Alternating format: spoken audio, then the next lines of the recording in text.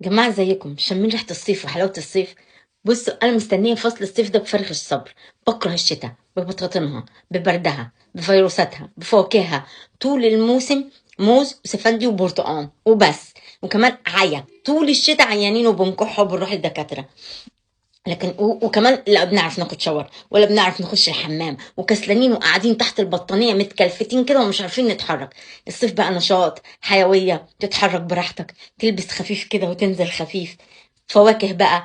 عندك عنب. عندك تفاح عندك برقوق عندك مانجا. حاجات كده حلوة كده وتفتح النفس. مفيش مدارس ودي أهم حاجة ولا في حصص. خروجات نخرج براحتنا ما نرجعش بردانين ومتكلفتين. وسفر.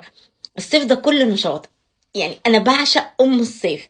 بس الله يكون في عون الناس اللي بتنزل الصبح وبتنزل في الشمس. ممكن انا بحبه عشان ما بنزلش الصبح يعني. بس لكن الشتاء دي حاجة كده كئيبة. الناس الكئيبة هي اللي بتحب الشتاء. يلا بقى اللي بيحب الصيف يعمل لايك وكومنت. واللي بيحب الشتاء بقى مش عايزينه. بس كده باي.